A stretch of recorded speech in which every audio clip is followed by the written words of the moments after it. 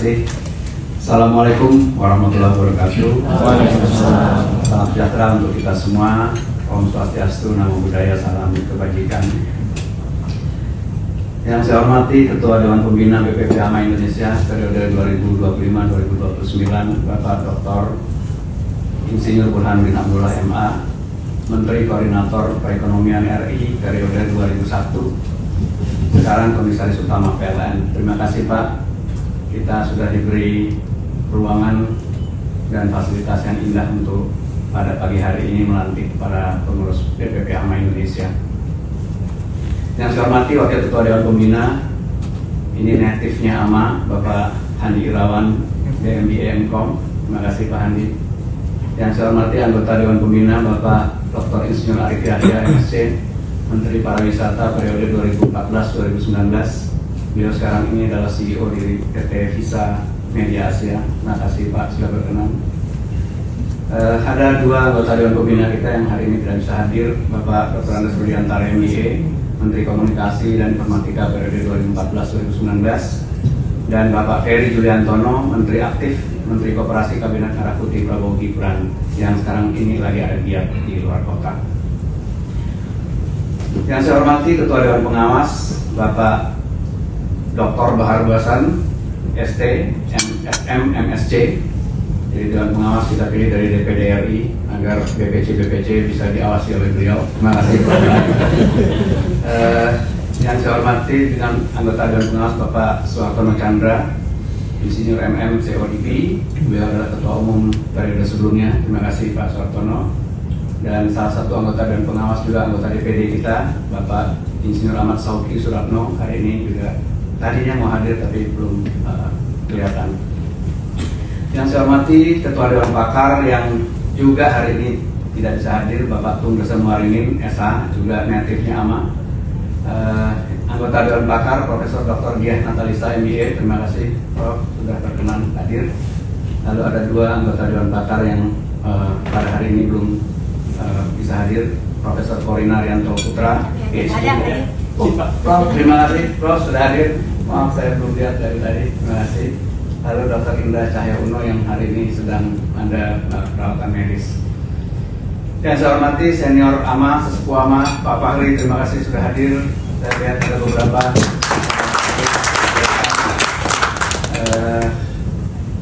para pengurus BPP AMA, Pak Sekjen, Bendahara, Wakil Ketua Umum, dan segenap pengurus termasuk ketua-ketua BPC yang pada hari ini bersempat hadir. Saya lihat tadi ada dari Bandung, Pak Darto, terima kasih sudah datang. DKI juga terima kasih sudah datang. Saya lihat ada Surabaya kirim tim ke sini. Bapak Ibu yang saya hormati, hari ini 6 Desember 2025 adalah hari yang bersejarah tadi disampaikan oleh Prof. Burhanuddin Abdullah. Kita memasuki sebuah babak baru transformasi AMA dengan tema A New Chapter Toward Indonesia Emas 2045. AMA Indonesia berdiri sekitar 36 tahun yang lalu, didirikan oleh sekelompok orang yang memiliki visi yang jauh ke depan, dan saat ini kita punya 14 cabang di seluruh Nusantara. Namun pertanyaan pentingnya adalah, sudahkah AMA Indonesia memberikan kontribusi signifikan dalam meningkatkan kompetensi manajemen di Indonesia? Pertanyaan besar inilah yang menjadi landasan transformasi yang kita rencanakan untuk 4 tahun ke depan. Hadirin yang saya banggakan, untuk merumuskan strategi yang besar, kita tentu harus berani melihat realitas dengan jernih. Selama 5 tahun terakhir, berbagai indeks global menunjukkan bahwa posisi Indonesia dalam persaingan talenta dan daya saing tertahan di papan bawah. Kalau ada zona degradasi, kita takut masuk ke zona degradasi kalau itu sebuah liga. Contoh misalnya kalau kita lihat Global Talent Competitiveness Index kita, tahun 2020 kita ada di peringkat 65 dari 132 negara. 4 tahun kemudian turun peringkat ke 73 dari 134 negara. Sementara negara tetangga kita jauh lebih kompetitif. Singapura di peringkat 2, Malaysia di peringkat 34, Thailand di peringkat 58. Dalam konteks Human Capital Index ini skalanya 0 sampai 1. ini dikeluarkan oleh World Bank untuk mengukur seberapa besar potensi produktivitas seorang anak ketika ia dewasa berdasarkan kualitas pendidikan, kesehatan, dan lingkungan pengembangan kompetensinya saat ini. Tadi Prof. Burhan juga menyampaikan itu. Skor kita tahun 2020 0,54, tahun 2024 0,56, Malaysia 0,63, Vietnam 0,71. Jadi seorang anak Indonesia hari ini hanya tumbuh 56% dari potensi produktivitas maksimalnya. Ibarat kita punya handphone dengan segala macam kecanggihan fiturnya, tiap hari kita hanya cas 56%. Bayangkan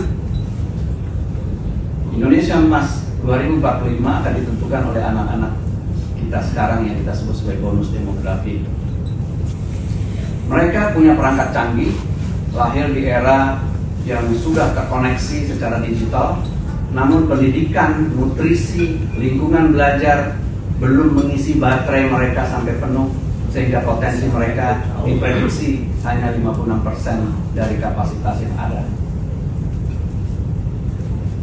Dalam konteks World Talent Ranking yang dikeluarkan oleh IMD, peringkat kita tahun 2020 di peringkat 45, tahun 2024 turun ke peringkat 54, masuk kategori bottom 20 di dunia. Jadi kita masuk ke G20 untuk urusan GDP size, tapi dalam konteks World Talent Ranking kita ada di bottom 20.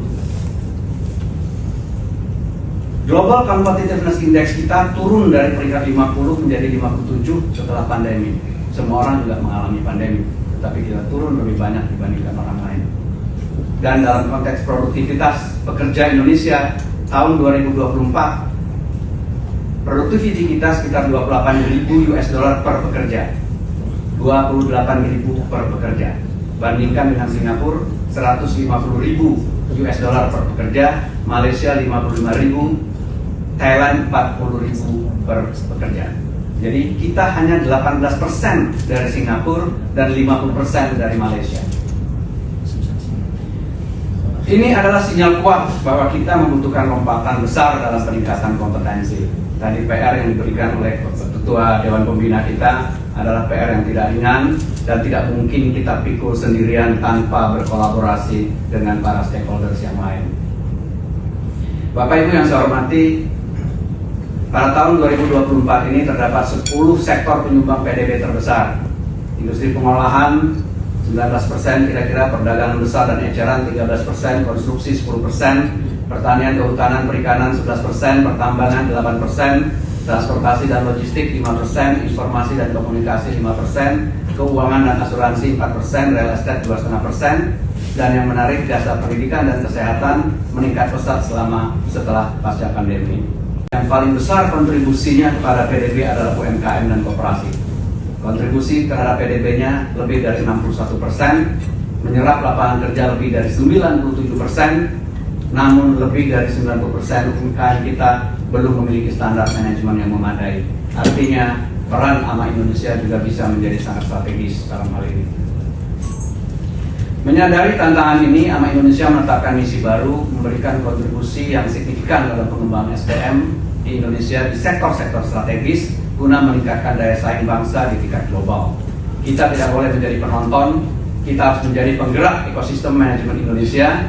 Karena itu pada periode ini kita memperkuat organisasi dengan menghadirkan 10 wakil ketua umum sektor yang berasal dari para pemimpin industri untuk memimpin sektor-sektor kunci di perdagangan dan logistik tadi, keuangan, industri, infrastruktur, energi dan mineral, informasi, komunikasi, teknologi dan digital, pendidikan dan kesehatan, industri kreatif dan pariwisata, administrasi publik yang juga akan menentukan sebagai tuas pemungkitnya kita akan dipermudah dalam berusaha atau tidak, serta koperasi dan UMKM. Kami berharap dengan pendekatan yang sektor driven ini, AMA Indonesia akan menjadi lebih relevan dan berdampak nyata. Inilah cara kita memastikan bonus demografi 2020-2035 menjadi economic driver, bukan nantinya justru menjadi resiko sosial. Bapak Ibu pengurus PPP AMA Indonesia yang saya hormati, hari ini kita tidak hanya menerima mandat, kita menyatakan komitmen untuk menghadirkan perubahan. Karena itu, mari kita rapatkan barisan, kita rangkul teman-teman kita perkuat organisasi, kita bangun hubungan komunikasi dengan stakeholders. Semoga PR yang diberikan tadi oleh Bapak Ketua Dewan Pembina itu bisa kita pikul bersama-sama. Saya kira itu yang ingin saya sampaikan. Terima kasih atas perkenan Bapak Ibu untuk menjadi bagian dari AMA Indonesia. Lebih kurangnya saya mohon maaf. Billahi taufiq wal hidayah. Wassalamualaikum warahmatullahi wabarakatuh.